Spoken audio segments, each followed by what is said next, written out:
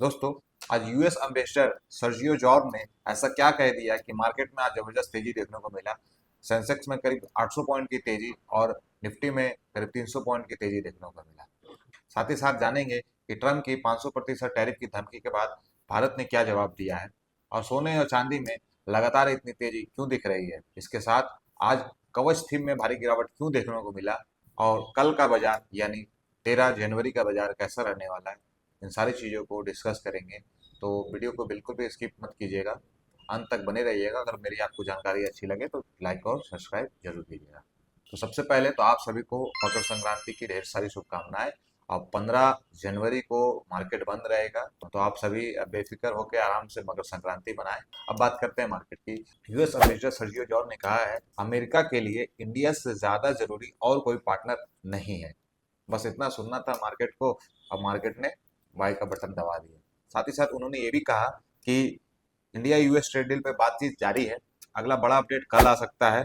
साथ ही संकेत दिए हैं कि ट्रंप भी 1-2 साल के में भारत का दौरा कर सकते हैं।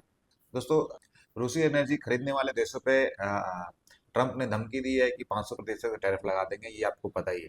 सुनने में लगता है कि भारत को इससे बहुत बड़ा झटका लगेगा, बट इससे सिर्फ भारत को नहीं, अमेरिका को भी झटका लग सकता है, क्योंकि अमेरिका का रोजमर्रा का सामान जो यूज करता है उसका सबसे बड़ा हिस्सा भारत से ही आता है। एग्जाम्पल के लिए बेड लियन में भारत की हिस्सेदारी करीब 59% है, टेबल लियन में तो सीधा 81% और पैकेजिंग मटेरियल में भी भारत करीब 69% की सप्लाई करता है। मतलब अगर अमेरिका 500% टैक्स लगाएगा तो दुकानदार में सामान बदलेगा नहीं, कीमतें बदलेगी, वो भी ऊपर। अब कुछ जगह पे तो भारत का मोनोपोली है, जैसे कैस्ट्रो ऑयल, जिसे भारत की हिस्सेदारी 99% है। अब यहाँ से सप्लाई हटेगी तो जाएगा कहाँ से। हाँ, एक वार्निंग भी है कि डायमंड्स और ग्रेनाइट जैसे कुछ सेक्टर में भारत की पकड़ थोड़ी सी कमजोर है, लेकिन रोजमर्रा की चीजों में भारत की पकड़ अब भी मजबूत है। तो मतलब साफ है कि यूएस चाहे जितनी भी सख्ती कर ले, रूस का तेल भारत तक पहुंच ही रहा है। और काइप्रल की रिपोर्ट कहती है कि जनवरी में भारत करीब 13 लाख बैरल रोज कच्चा तेल मंगवा सकता है, क्योंकि रूसी तेल में अब भी सबसे सस्ता और फिट बैठने वाला है। मिडिल ईस्ट का तेल से तुलना करें तो रूसी तेल करीब 8 से 10 डॉलर प्रति बैरल सस्ता पड़ रहा है। अब सीधा खरीद कम हुई, लेकिन खेल चालू है। इंटरमीडिएट के जरिए नए ट्रेडर, नए रूट्स और नए लॉजिस्टिक, मतलब तेल वही और रास्ता नया। हाँ, अगर सच में सख्ती पाबंदी लगाई गई तो भारत को मिडिल ईस्ट और अमेरिका और अफ्रीका से तेल लेना पड़ेगा, लेकिन दिक्कत यह है कि तेल महंगा पड़ेगा। क्लिपर की बात करें तो अगर रूसी तेल पूरी तरह से छूटता है तो भारत का ऑयल इंपोर्ट जो है, बिल जो है 9 to 11 बिलियन डॉलर तक बढ़ सकता है, और फिर असर पड़ेगा महंगाई और सरकार की जेब पर। तो असर दोनों तरफ पड़ सकता है।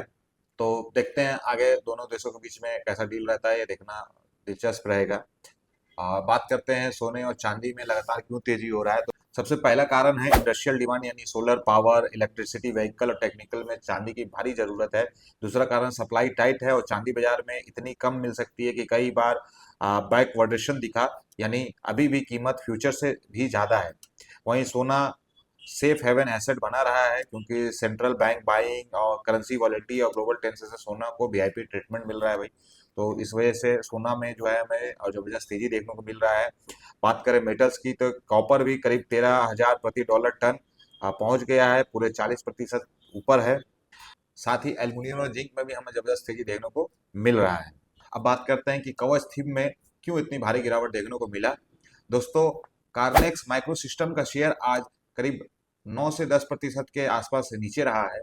कारण ये है कि कंपनी रेलवे का ऑर्डर टाइम पे पूरा नहीं कर पाई है। चित्तरंजन लोकोमोटिव वर्क्स ने कहा है कि डेडलाइन बढ़ाने से साफ मना कर दिया है। बस क्या था, बाजार को ये सुनना था और बाजार ने इसकी तुरंत सजा दे दी है, और शेयर जो है लगातार 4-5 दिनों में 15% से भी ज्यादा टूट गया है। अब बात करते हैं कल का बाजार यानी कि 13 जनवरी का बाजार कैसा रहेगा। तो दोस्तों, निफ्टी आज वहीं से सपोर्ट लिया है जहां मैंने आपको नीचे का डिमांड जोन बताया था, 24,450 सपोर्ट बताया था मैंने। 24,450 से एक हेवी हम लोगों को सपोर्ट बाउंस बैक देखने को मिल सकता है। बाजार ठीक वहीं से आज आसपास से वहां से बाउंस बैक लिखता है और 26,800 के करीब में बंद हुआ है। ऑप्शन चेन में अगर ओ एनालिटिक्स में देखेंगे तो अब भी 24,800 पे जो है कॉल राइटर करीब 1.50 करोड़ जो है कॉल राइटर है। तो बाजार में थोड़ी गिरावट देखने को मिल सकती है। लेकिन अगर इसको पार निकलती है तो ऊपर का रेजिस्टेंस जो है वो 26,000 रहेगा, और 26,000 के बाद ही हम अपों को मानेंगे। ठीक है। बात करते हैं बैंक निफ्टी की, तो बैंक निफ्टी का जो इम्पोर्टेंट सपोर्ट रेजिस्टेंस रहेगा, रेजिस्टेंस जो रहेगा वो है 59,700 का। ठीक है। और मैंने इसका इम्पोर्टेंट सपोर्ट जो है 58,800 का दिया था लास्ट वीडियो में, तो वहीं से लगभग बाजार बाउंस बैक लेता है।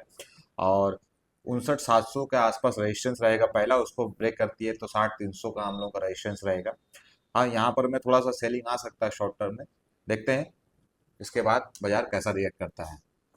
तो कल जो है निफ्टी का एक्सपायरी भी है, so be careful and good luck for tomorrow. Thanks for watching my video, do like and subscribe.